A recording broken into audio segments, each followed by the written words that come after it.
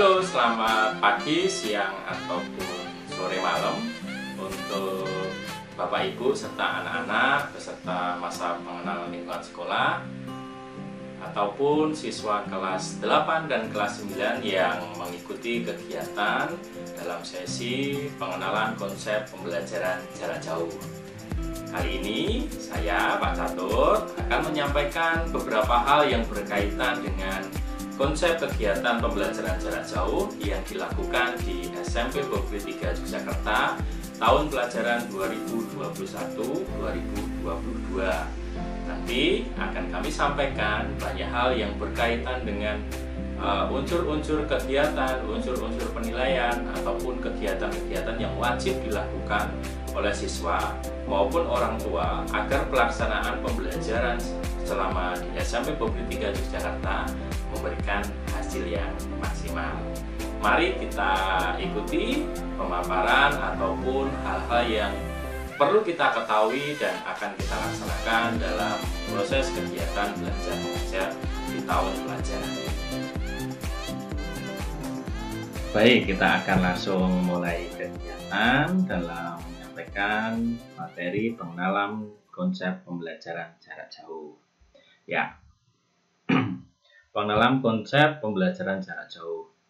Selama masa pandemi di SMP Bogor 3 Yogyakarta menerapkan kegiatan pembelajaran daring atau online. Ini demi kebaikan seluruh siswa, guru dan karyawan serta keluarga yang ada di rumah. Selain itu juga berdasarkan dari kebijakan yang dikeluarkan oleh pemerintah maupun Yayasan Bogri.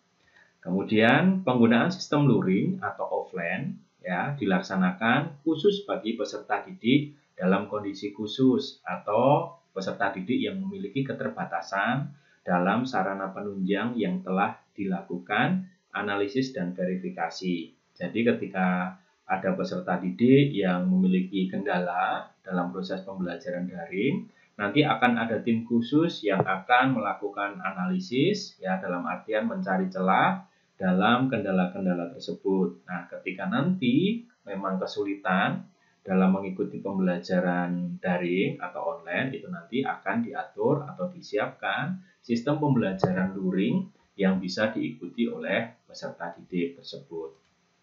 Kemudian, kegiatan yang wajib dilakukan oleh peserta didik dalam mengikuti pembelajaran adalah presensi, kemudian renungan dan literasi, kemudian mengikuti kegiatan pembelajaran melalui Google Classroom atau kalau kami biasanya menyebutnya dengan GC ya, maupun pertemuan virtual, bisa menggunakan Zoom, bisa menggunakan Google Meeting. Itu dua aplikasi yang paling sering kami gunakan. Kemudian mengumpulkan tugas atau ulangan atau kegiatan serupa ya yang ada di dalam Google Classroom atau GC atau Google Formulir. Google Formulir itu aplikasi Google yang berupa formulir kalian nanti diminta untuk mengisi ya, atau kegiatan yang diminta untuk mengisi komentar ya, baik itu dalam komentar umum ya, di dalam postingan maupun komentar pribadi. Dalam komentar pribadi ini yang bisa membaca hanya siswa dan gurunya saja. Kalau komentar dalam postingan itu yang bisa membaca semuanya, termasuk teman-teman satu kelas. Berikutnya, seluruh kegiatan tersebut diterapkan dalam kegiatan belajar intrakurikuler atau kegiatan belajar pagi ya, dan juga kegiatan ekstrakurikuler ya. Yang berbeda di sini kalau ekstrakurikuler tidak ada renungan dan literasi ya. Cuman kalau untuk presensinya tetap ada, mengikuti kegiatan GC juga ada.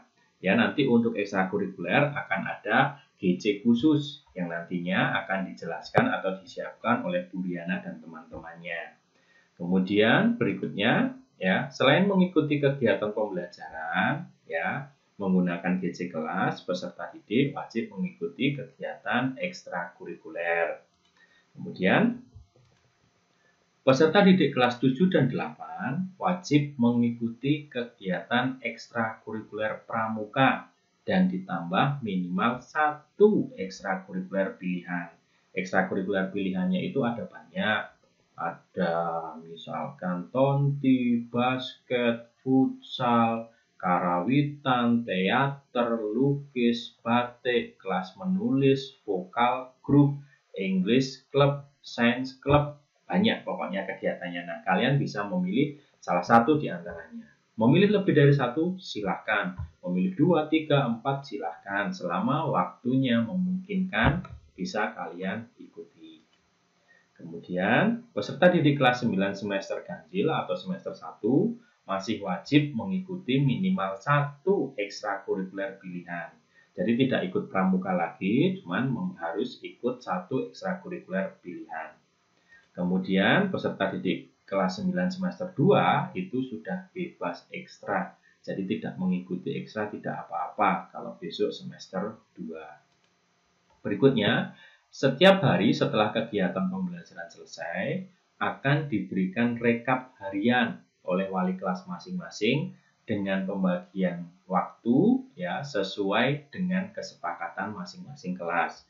Nah, ini maksudnya ketika kegiatan pembelajaran selesai, kan pembelajaran mulai dari pagi nih, pagi sampai siang. Nah, nanti di akhir kegiatan, ya selang biasanya sih rata-rata 1 jam sampai 2 jam setelah kegiatan pembelajaran selesai, Bapak Ibu Guru akan menyampaikan rekap kegiatan hari itu. Apakah kalian sudah presensi atau belum, sudah mengikuti kegiatan pembelajaran atau belum. Dan laporan itu nanti akan dikirimkan melalui grup siswa, grup WA siswa yang akan dibuatkan besok kalau saya tidak salah jadwalnya itu di hari Sabtu ya. Dan WA grup orang tua ya. Jadi nanti siswa dan orang tua akan mendapatkan rekapnya ya. Khusus untuk kelas 7 sementara ini grupnya masih hanya ada grup orang tua terlebih dahulu.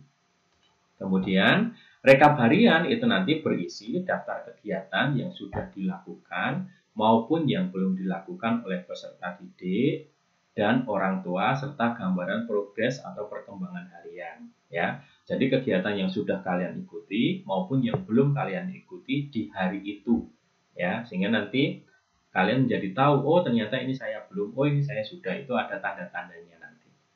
Kemudian, rekap harian itu berfungsi sebagai sarana pemantauan keaktifan peserta didik dalam mengikuti kegiatan pembelajaran. Ya. Nah, kemudian tadi kan itu pembelajaran setiap hari rutin disampaikan rekapnya. Sedangkan untuk kegiatan ekstrakurikuler itu rekapnya akan diberikan minimal 1 bulan sekali. Ya, minimal 1 bulan sekali. Nanti bagian kesiswaan akan menyampaikan rekapnya. Selain kegiatan pembelajaran dan ekstrakurikuler, peserta didik wajib mengikuti kegiatan pendampingan belajar yang dilaksanakan setiap hari Sabtu. Dan ini direncanakan pendampingan belajar itu dimulai bulan Agustus, ya jadi bulan depan. Ya, pendampingan belajar itu seperti halnya kalian mengikuti les, ya. Seperti halnya kalian mengikuti les. Jadi harapannya ketika kalian sekolah di SMP Pogri 3, kalian tidak perlu lagi mendaftar les di luar sekolah. Kenapa? Karena sudah ada les khususnya. Seperti itu. Pendampingan belajar dilakukan dengan konsep kelas kecil, ya. Peserta didik memilih kelas secara mandiri dengan waktu memilih yang telah ditentukan. Maksudnya kelas kecil di sini adalah jumlah peserta dalam satu kelasnya itu tidak banyak, ya. Ya berkisar antara 8 sampai mungkin 12-an atau bahkan mungkin kurang dari itu. Ya, kemudian nanti anak-anak atau peserta didik itu memilih kelasnya itu secara mandiri. Nanti akan ada form khusus yang diisi oleh anak-anak, didampingi oleh orang tua dalam memilih mata pelajarannya. Ya, jadi kalian mengisi nanti cepet-cepetan. Ya, akan ada batasan waktunya dalam mengisi dan batasan kelasnya. Kalau sudah penuh ya tidak bisa diisi, misalkan seperti itu. Berikutnya, mata pelajaran yang diberikan dalam pendampingan belajar itu adalah bahasa Indonesia, bahasa Inggris, matematika, dan IPA. Jadi 4 mata pelajaran. Nanti kalau seandainya ada perubahan, ada tambahan mata pelajaran baru yang diberikan di pendampingan belajar atau mungkin pengurangan akan disampaikan menyusul. Yang jelas pada prinsipnya untuk saat ini direncanakan 4 mata pelajaran tersebut. Pemilihan mata pelajaran pendampingan belajar dilakukan 1 bulan sekali dan pada bulan berikutnya peserta didik dapat berganti mata pelajaran. Contoh nih, untuk pelaksanaan bulan Agustus besok, nah pemilihannya nanti di akhir bulan Juli.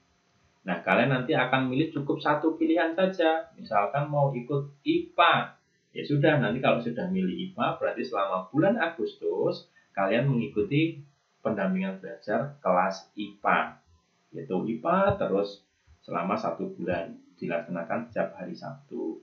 Nah, nanti di bulan berikutnya, ya kalian bisa mengikuti mata pelajaran yang lain. Contoh untuk bulan September, nah milihnya di akhir bulan Agustus. Itu kalian milih karena di Agustus sudah IPA, September mau ganti bahasa Inggris. Nah, di akhir Agustus itu kalian bisa milih bahasa Inggris gitu dan nanti dilaksanakan di bulan September. Begitu kurang lebih gambaran sederhananya. Kemudian pelaksanaan pendampingan belajar dilakukan dengan model kombinasi antara video conference dan kegiatan mandiri terbimbing. Maksudnya apa? Ya, dalam sehari itu nanti kalian yang jelas biasanya itu ada video conference, baik itu melalui Zoom ataupun Google Meet, tatap muka lah, pengganti tatap muka secara langsung. Nah, itu nanti kalian akan diberikan atau kalian akan belajar mata pelajaran dengan guru mapel, ya entah itu materi baru, pembahasan soal, ataupun hal lainnya yang berkaitan dengan mata pelajaran tersebut.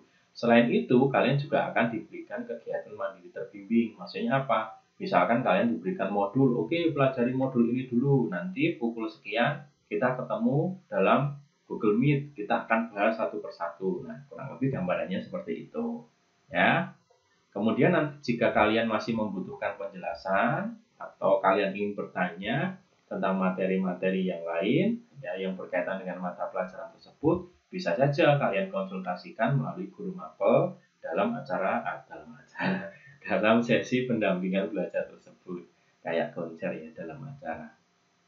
Oke, selanjutnya durasi pelaksanaan kegiatan pendampingan belajar nanti kurang lebih selama 80 menit ya. Kurang lebih 80 menit. 80 menit itu bisa saja full video conference, bisa saja nanti dibagi 2. Ya, tergantung nanti kebutuhan dari kalian dan Bapak Ibu guru yang mendampingi kalian dalam pendampingan belajar. Kemudian, detail informasi pelaksanaan kegiatan pendampingan belajar akan disampaikan saat akan memasuki proses pemilihan. Jadi, mungkin di akhir bulan ini akan kita sampaikan detailnya.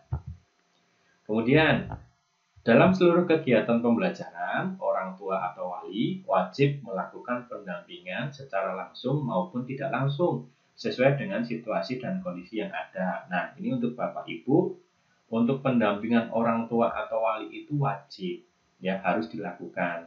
Tapi kan orang tua harus bekerja. Nah, untuk mendampingi itu tidak harus orang tua selalu ada di samping anak-anak. Bisa dilakukan pendampingan secara jarak jauh. Contoh, Bapak Ibu bisa melakukan komunikasi dengan anak-anak. Dek, sudah ngumpulin ini belum? Dek, sudah presensi belum?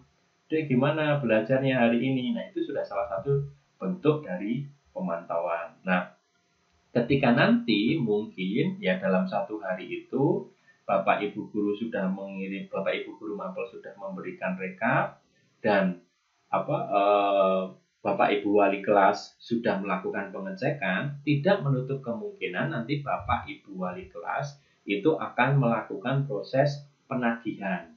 Ya, penagihan dalam arti gini. Misalkan hari ini ada pelajaran IPA. Sudah selesai IPA, Bapak Ibu guru sudah melakukan laporan dalam sistem yang ada.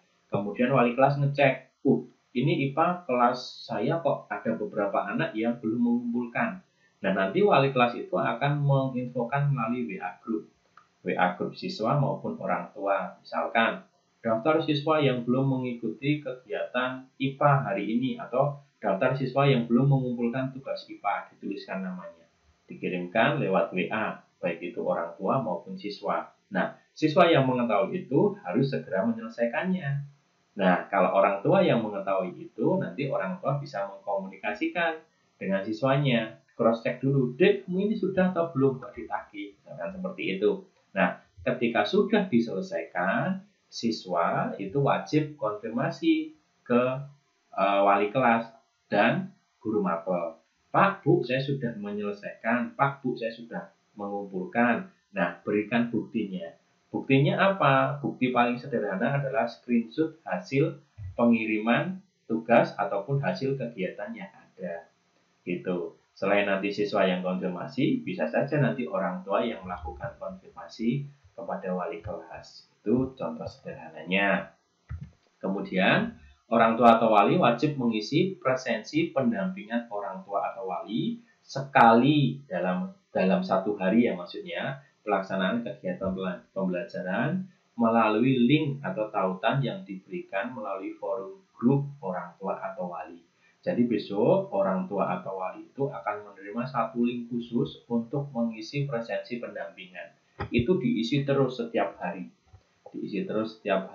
Oleh orang tua atau wali. Itu sebagai salah satu instrumen kontrol ya, pemantauan kami, apakah orang tua juga mendampingi, apakah orang tua juga melakukan konfirmasi kepada siswa. Dan ini juga menjadi ibaratnya apa ya, kalau di tatap muka dulu kan, kalau Bapak Ibu guru mengajar bisa melihat langsung siswanya, bisa mengetahui siapa yang sudah mengumpulkan atau belum, siapa yang mengerjakan atau tidak, siapa yang mungkin malah ketiduran di kelas. Nah, itu kan Bapak Ibu guru bisa melihat secara langsung. Cuman kalau ini secara daring, kan kami Bapak Ibu guru di sekolah tidak mungkin bisa melihat siswa yang ada di rumah. Makanya membutuhkan pendampingan orang tua dalam memantau peserta didik selama mengikuti kegiatan pembelajaran. Berikutnya lagi adalah sebagai sarana komunikasi, ya, sebagai sarana komunikasi kami telah menyiapkan 3 grup WhatsApp yang mempunyai fungsi atau topik yang berbeda-beda. Grup pertama adalah grup WhatsApp kelas untuk peserta didik. Ini nanti berisikan kontak peserta didik yang akan digunakan sebagai sarana komunikasi yang bersifat khusus kelas atau pembinaan wali kelas. Jika peserta didik belum memiliki nomor HP atau HP pribadi, maka orang tua atau wali dapat bergabung dalam grup ini. Ya, itu. Kemudian, nah untuk kelas 7 ini grup ini belum ada ya, nanti akan disiapkan hari Sabtu. Hari Sabtu nanti akan kami siapkan alur khusus biar nanti siswa kelas 7 itu bisa bergabung dalam grup WA itu ya, hanya dengan menekan tombol klik melalui HP masing-masing. Misalkan seperti itu. Kalau untuk kelas 8 dan 9 sudah ada grup, ya mungkin yang kelas 9 akan butuh penyesuaian dalam grup barunya. Kemudian grup yang kedua adalah grup WhatsApp kelas untuk orang tua atau wali. Nah, ini berisikan khusus untuk orang tua atau wali yang akan digunakan sebagai sarana komunikasi bersifat khusus orang tua atau wali dalam satu kelas. Komunikasi dalam grup ini biasanya berkaitan dengan pembinaan, pendampingan, informasi administrasi, ya, maupun hal-hal lain yang berkaitan dengan tanggung jawab orang tua atau wali. Ya, untuk itu grup ini diutamakan atau sangat disarankan, mohon maaf salah ketik ya, sangat disarankan hanya berisikan kontak atau nomor HP orang tua atau wali. Nah, khusus grup orang tua atau wali ini mungkin pembicaraannya jauh lebih dewasa ya. Bapak Ibu, ini nanti istilahnya urusan orang tua lah. Misalkan mungkin kami melakukan konfirmasi dari bagian keuangan, nanti disampaikan ke grup yang sifatnya umum ya. Kalau yang sifatnya khusus nanti kami akan menyampaikan secara pribadi. Misalkan ada edaran persiapan penilaian tengah semester, nah nanti kami sampaikan secara umum cara-caranya apa, seperti itu. Nah, nanti anak-anak hanya kami berikan jadwalnya saja. Jadwal PTS ini. Nah, untuk syarat dan lain sebagainya itu nanti kami berikan melalui grup orang tua. Kurang lebih perbedaannya seperti itu. Kemudian ada satu grup lagi untuk siswa, yaitu grup WhatsApp angkatan ya, berisikan seluruh peserta didik dalam satu angkatan atau paralel ya. Misal kelas 7 semua, 8 semua, 9 semua. Nah, ini biasanya digunakan untuk informasi kegiatan yang bersifat satu angkatan atau seluruh siswa yang berada pada tingkatan yang sama, ya, yang sifatnya umum itu nanti akan disampaikan di situ. Berikutnya, selain melalui forum WhatsApp, media publikasi atau penyampaian informasi yang bersifat umum maupun dokumentasi berbagai kegiatan sekolah dipublikasikan melalui akun media sosial sekolah. Adapun media sosial yang dimiliki sekolah itu contohnya ada Instagram, itu ada di @smp23, ada YouTube, channelnya namanya SMP Buka YK, ada fanpage Facebook, itu namanya @smp23 Yogyakarta. Untuk mengetahui perkembangan melalui Facebook ini, Bapak Ibu cukup like aja atau follow aja akun fanpage ini, ya. Kemudian nanti akan muncul informasi-informasinya. Kemudian Twitter kami juga memiliki, ada di @smp_buka_yka. Kemudian kami juga memiliki TikTok, ini masih baru, ini kontennya mungkin belum banyak, ya. Itu ada SMP Buka YKA dan ada official line, ya. Ini mohon maaf tipe ini line-nya, @line, ada YHX3535Z, kodenya seperti itu. Kemudian selanjutnya gambaran umum kegiatan harian peserta didik. Wah, ini ada satu yang belum dikasih begini, tidak apa-apa, ya. Jadi dalam satu hari itu kurang lebih gambaran kegiatan anak-anak seperti ini. Yang pertama, ini anak-anak siap mengikuti kegiatan belajar dari rumah atau BDR, itu maksimal jam 6.45, itu diharapkan anak-anak sudah siap. Kalau sudah siap, nanti kurang lebih pukul 7 itu ada kegiatan renungan pagi, ya. Kegiatan renungan pagi ini bisa bervariasi, bisa melalui Google Class, jadi Bapak Ibu guru wali kelas memposting melalui Google Class, ataupun bisa melalui video conference, melalui Zoom atau Google Meet, atau bisa saja nanti Bapak Ibu wali kelas itu menyampaikan melalui WhatsApp group, ya. Jadi yang pertama itu nanti ada renungan pagi, kurang lebih dimulai pukul 7. Kemudian kegiatan yang berikutnya adalah literasi mandiri, yaitu membaca buku bebas. Itu dimulai pukul 7:15 sampai pukul 7:30. Nah, ini anak-anak membaca buku bebas di luar buku mata pelajaran, ya. Jadi mau baca novel boleh, ya, pokoknya bebas, buku-buku yang bisa menambah wawasan anak-anak. Kemudian setelah itu nanti pukul 7 sampai dengan pukul 7.30 maksudnya, ya, setelah renungan dan literasi itu, atau dalam waktu pukul 7 sampai dengan pukul 7.30, anak-anak wajib mengisi formulir presensi, ya. Wajib mengisi formulir presensi, literasi, dan renungan. Nah, dalam durasi waktu itu. Kenapa mengisinya pagi? Biar tidak terlewatkan, ya. Formnya itu nanti akan disiapkan melalui Google Class atau GC, ya. Formnya akan disiapkan melalui GC setiap harinya. Nah, tapi nanti dalam postingan di GC itu hanya akan diposting sekali saja, ya, hanya akan diposting sekali saja. Sehingga untuk mengisi presensi, literasi, dan renungan ini, anak-anak cukup membuka GC, pilih tugas kelas atau classwork, kemudian cari topik presensi, literasi, dan renungan. Nah, di situ ada link-linknya, bisa langsung diisi setiap harinya. Kemudian setelah itu pukul 7.30 sampai 12.30 atau sesuai dengan jadwal itu anak-anak mengikuti kegiatan pembelajaran. Ini bisa saja nanti melalui GC, melalui Zoom, melalui Google Meet, ya. Yang jelas aplikasi utama dalam pembelajaran ini akan menggunakan GC. Jadi kalau nanti menggunakan Zoom, Bapak Ibu guru akan memposting linknya itu melalui GC. Menggunakan Google Meet, Bapak Ibu akan memposting linknya itu melalui GC juga.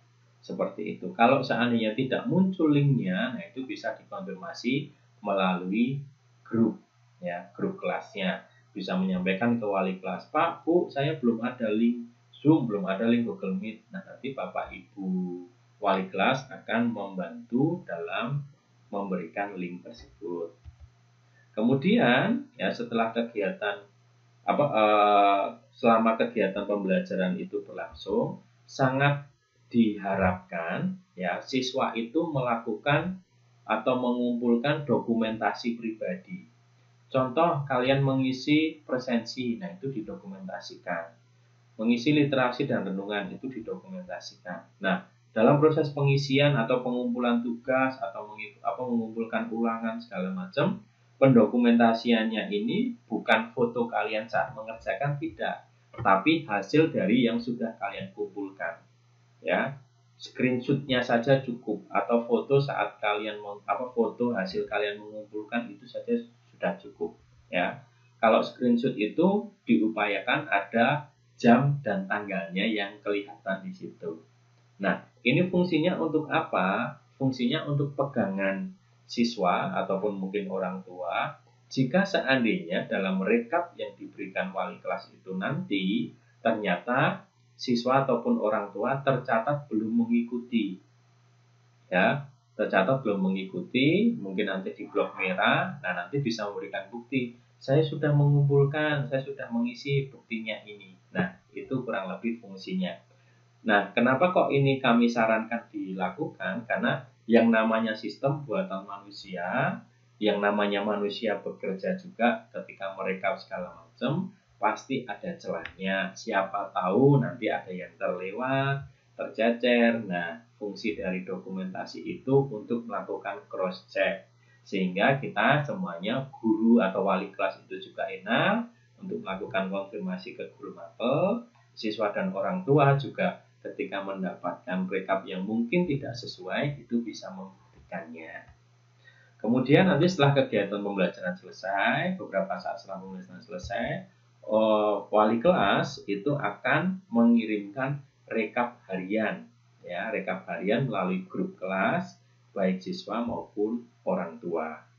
Nah, setelah mendapatkan rekap itu nanti bisa dicocokkan ya sesuai atau tidak. Ketika tidak, nah nanti bisa dikonfirmasi. Dan siswa maupun orang tua bisa beraktivitas melanjutkan kegiatan di hari itu. Nah, kurang lebih rutinitas kegiatan siswa atau peserta didik setiap harinya akan seperti itu.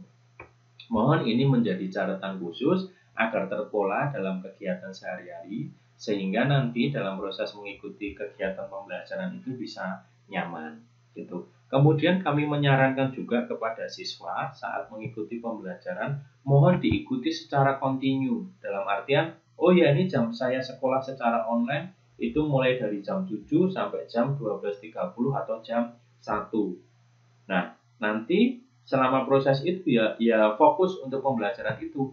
Ya diusahakan kalian tidak melakukan kegiatan yang lain.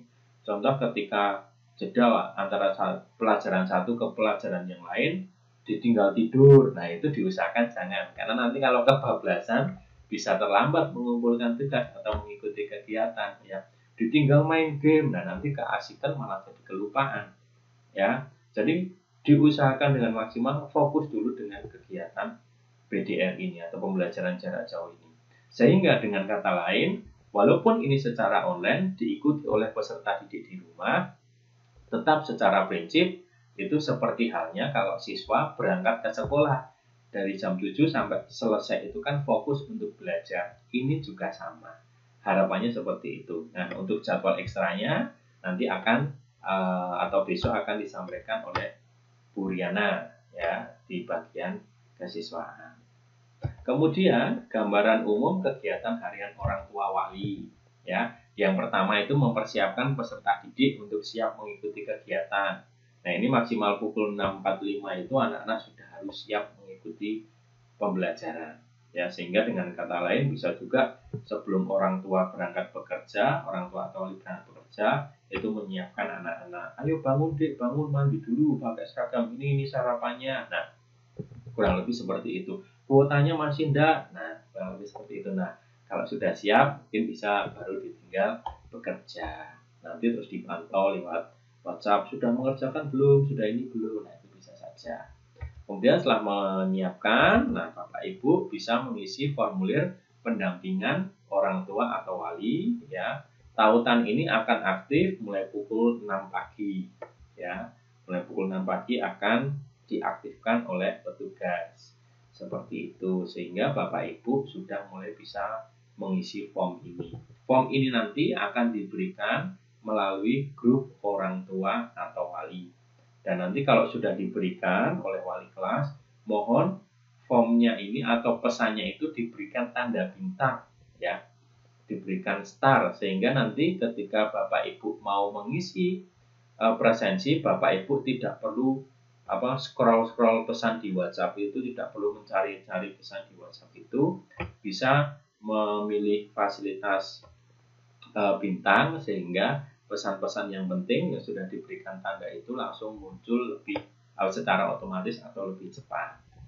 Kemudian setelah itu Bapak Ibu bisa memantau peserta didik dalam mengikuti kegiatan belajar secara langsung maupun tidak langsung. Kalau Bapak Ibu tidak ada kegiatan di luar, ya berarti bisa mendampingi anak-anak secara langsung. Kalau seandainya Bapak Ibu bekerja di luar, nah itu kan bisa secara tidak langsung dengan menggunakan sarana komunikasi yang ada, bisa telepon, bisa SMS, ataupun WA.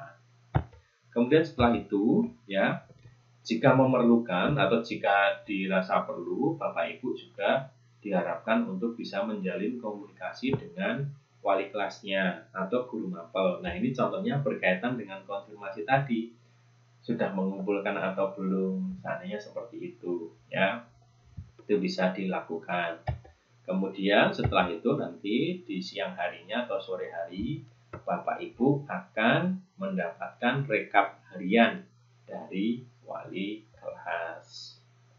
Begitu kurang lebih rutinitas kegiatan orang tua atau wali dalam mendampingi anak-anak. Nah, berikutnya kami berikan contoh format laporan harian yang akan diberikan oleh wali kelas. Ini yang digunakan adalah contoh kelas 7C tahun kemarin. Nah, kurang lebih seperti ini. Ya, ada nomor urut, ada nama siswa, ada jenis kelamin. Nah, di situ ada presensi siswa, kolom presensi siswa.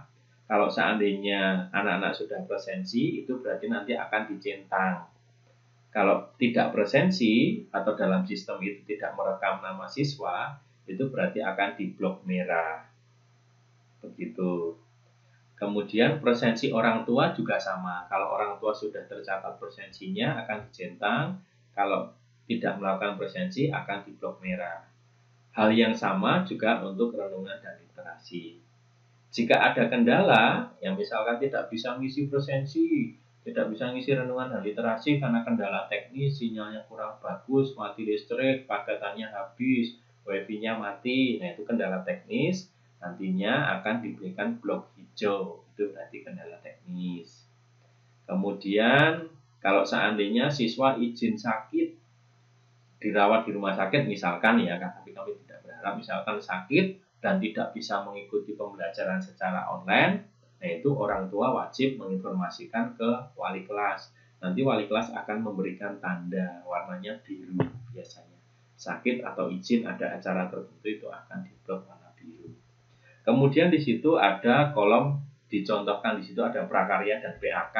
Itu adalah nama mata pelajaran yang dilaksanakan di hari tersebut. Kalau sudah mengikuti dicentang, kalau tidak mengikuti nanti akan diblok merah. Jika ada kendala teknis, diblok hijau. Jika guru mata pelajaran belum melakukan rekap, akan diblok warna hitam. Ya, jika nanti di bagian judul mata pelajaran itu dibloknya warnanya ungu, berarti itu masih rekap sementara, ya, belum final. Kemudian kalau ada bloknya itu warnanya krem, ya, itu berarti siswa mengumpulkan tugasnya atau mengikuti kegiatannya itu belum lengkap dan harus konfirmasi ke guru mata pelajaran atau wali kelas, ya. Kemudian di sini ada di sebelahnya PAK itu ada IPA, namun hari di atasnya itu berbeda, ya. Yang hari itu ada Jumat dan ada Kamis. Ini maksudnya apa? Contoh yang Jumat itu adalah hari saat pelaksanaan pembelajaran. Sedangkan yang Kamis ini merupakan contoh rekap susulan, ya. Rekap susulan. Dengan kata lain, yang IPA di hari Kamis itu berarti diblok hitam oleh wali kelasnya. Belum ada rekap dari guru mapel. Dan ketika malam mungkin gurunya sudah merekap, wali kelas melaporkannya di hari berikutnya. ya, karena Kamis pelaksanaannya, Jumat baru dilaporkan, di situ diberikan tanda. Kemudian yang di blok biru itu ada update pukul. Nah, itu berisikan jam atau waktu di mana guru mapel itu mengisikan rekap dalam sistem yang ada. Ya, jam di mana guru mapel itu mengisi rekap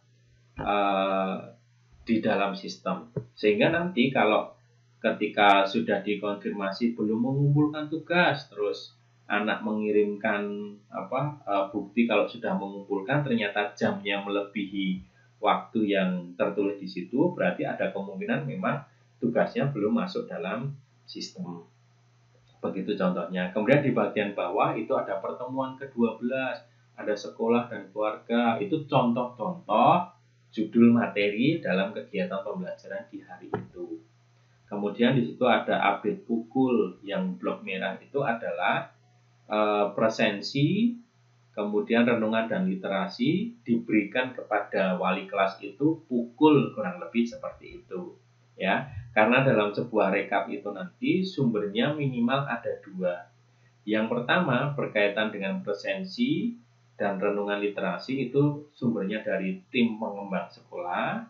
Kemudian kalau mata pelajaran sumbernya dari guru mapel.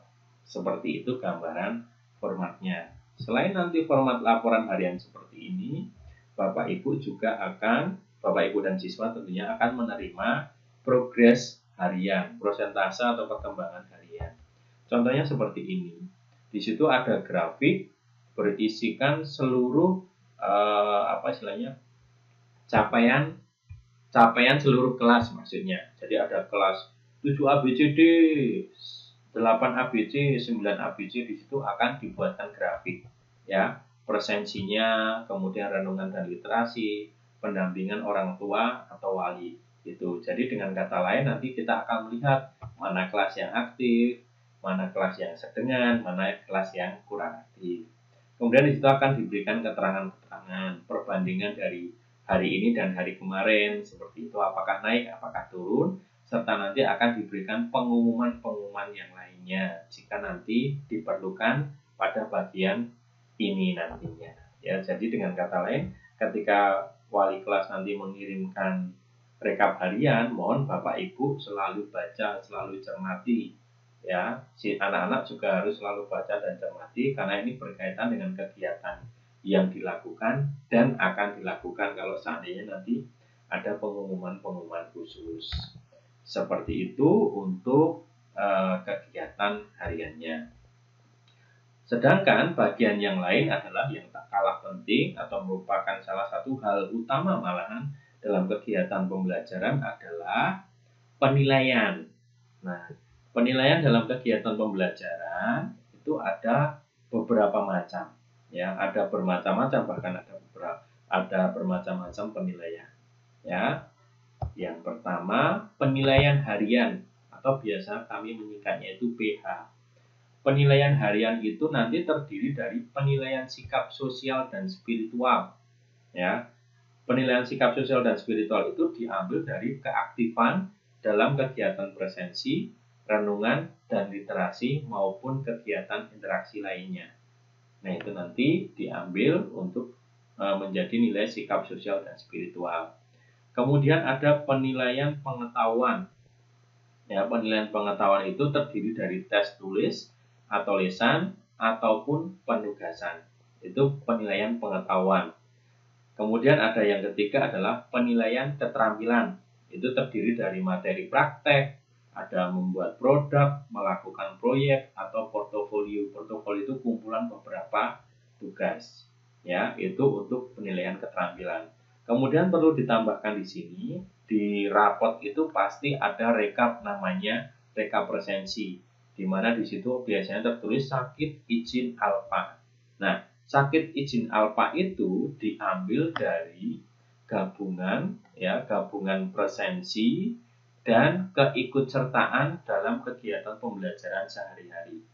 Contoh sederhana, anak-anak sudah mengisi presensi hari ini, ya. Kemudian hari ini ada 4 mata pelajaran yang berjalan. Nah, anak-anak sudah ngisi presensi, tapi keempat mata pelajaran yang diberikan pada hari itu, anak tersebut tidak mengikuti. Maka dalam reka presensi, anak tersebut ya di hari tersebut akan dihitung alfa. Ya, akan dihitung tidak hadir. Kenapa? Karena hanya presensi saja, tidak mengikuti kegiatan pembelajaran. Ya. Kalau seandainya mengisi presensi terus hanya mengikuti satu pelajaran di antara 4 itu hanya ikut satu saja, tetap dihitung alfa. Kenapa? Karena mayoritasnya tidak mengikuti. Kalau seandainya ikut presensi, kemudian mengikuti 2 mata pelajaran, nah ini nanti masih bisa dipertimbangkan untuk mengikuti kegiatan di hari itu. Kenapa? Karena sudah 50% kegiatan di hari itu dijalani oleh anak-anak. Kalau sudah presensi, kemudian keempat mata pelajarannya diikut gimana? Nah, itu jelas anak tersebut hadir pada saat itu. Ya. Kemudian kalau sebaliknya, keempat mata pelajaran tersebut anak-anak mengikuti, tapi lupa presensi. Ya, tapi lupa presensi, maka dalam reka tersebut ya akan tetap ditulis hadir. Namun akan berpengaruh tentunya dalam penilaian sikap sosial dan spiritual. Kenapa? Karena presensinya untuk pengisian presensi kan berarti kurang aktif. Kurang lebih gambarannya seperti itu. Kemudian penilaian yang lain adalah adanya penilaian tengah semester. Ini dilakukan 3 bulan sekali. Ya, 3 bulan sekali akan ada PTS. Itu nanti bentuknya ada yang terjadwal dan ada yang tidak. Kalau terjadwal berarti nanti kelas 7, 8, dan 9 itu akan diberikan jadwal khusus untuk PTS. Kalau seandainya yang ditentukan atau diambil sebagai keputusan adalah tidak terjadwal, berarti nanti penilaian tengah semester akan masuk dalam jadwal pelajaran dari setiap guru yang ada. Seperti itu. Sehingga siap-siap saja untuk anak-anak ya. Yang jelas 3 bulan sekali akan ada penilaian. Ya, seperti itu. Setelah penilaian tengah semester, baik semester 1 maupun semester 2, ada namanya penilaian akhir semester. Itu dilakukan di bulan Desember. Sedangkan penilaian akhir tahun biasanya dilakukan antara Mei atau Juni. Penilaian akhir tahun ini juga biasa disebut dengan kenaikan kelas.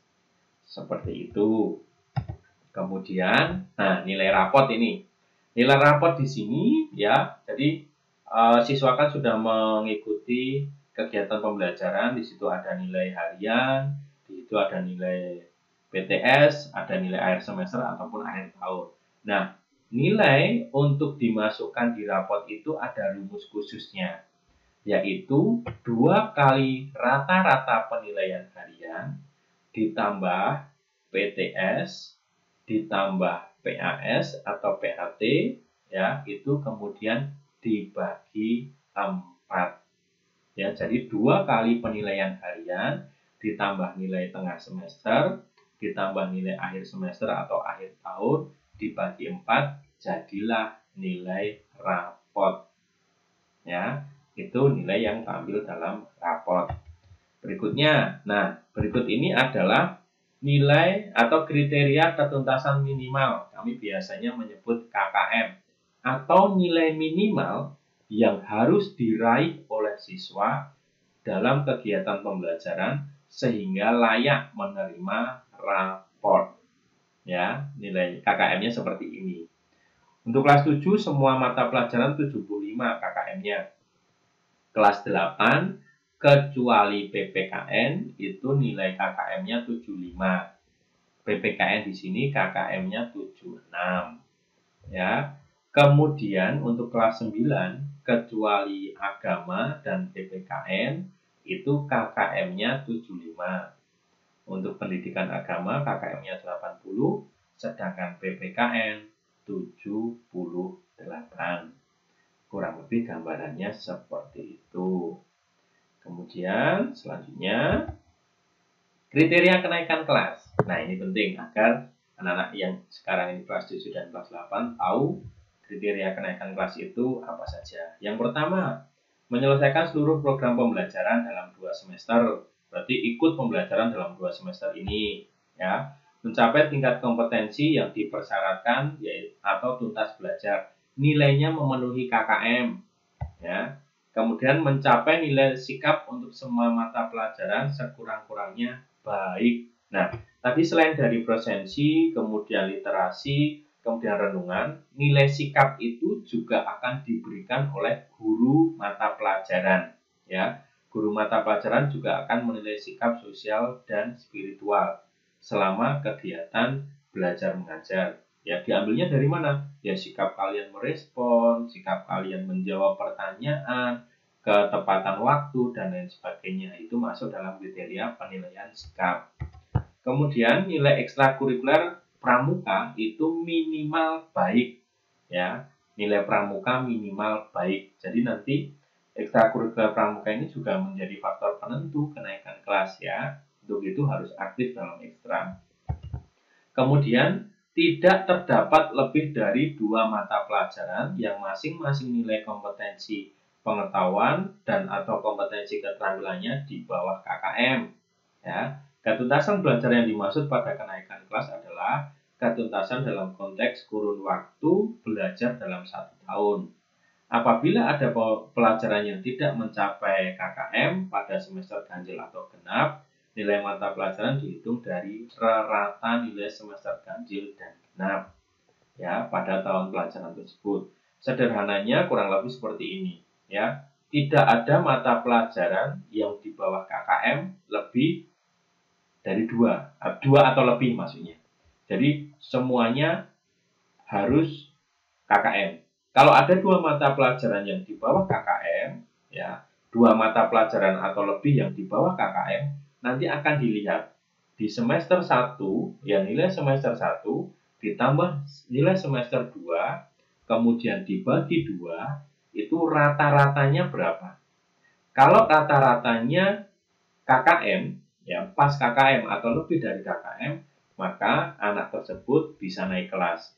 Tapi kalau rata-ratanya di bawah KKM, anak tersebut berarti tinggal kelas. Begitu kurang lebih penjelasannya. Kemudian kehadiran siswa minimal 90% dari jumlah hari efektif dalam 1 tahun pembelajaran yang sedang diikuti. Contoh kegiatan pembelajarannya itu 100 hari. Berarti anak harus hadir itu 90 hari. Atau anak harus mengikuti pembelajaran itu 90 hari. Kalau kurang dari 90 hari berarti ya tidak memenuhi syarat kehadiran ini. Nah, untuk itu keaktifan siswa dalam mengikuti pembelajaran itu sangat penting. Selanjutnya ditetapkan melalui rapat dewan guru. Nah, ini yang menetapkan kenaikan kelas. Berikutnya, kriteria kelulusan. Nah, ini khusus buat kelas 9 ini. Menyelesaikan seluruh program pembelajaran, memperoleh nilai sikap minimal baik, kemudian memperoleh nilai sikap minimal baik pada penilaian akhir untuk seluruh mata pelajaran kelompok mata pelajaran agama dan akhlak mulia, kelompok kewarganegaraan dan kepribadian, kelompok mata pelajaran estetika, dan kelompok mata pelajaran jasmani, olahraga, dan kesehatan. Intinya semua mata pelajaran harus bagus untuk nilai sikapnya, ya, minimal baik. Kemudian lulus ujian sekolah sesuai dengan kriteria yang ditetapkan, yaitu memiliki rata-rata nilai akhir untuk setiap mata pelajaran paling rendah 70, ya. Nilai paling akhir nilai akhirnya itu paling rendah 70, ya. Kemudian nilai akhir itu dihitung dari mana? 50% rata-rata nilai rapot semester 1 sampai dengan 6, ya, dari kelas 7 sampai dengan kelas 9, ditambah 50% nilai ujian sekolah.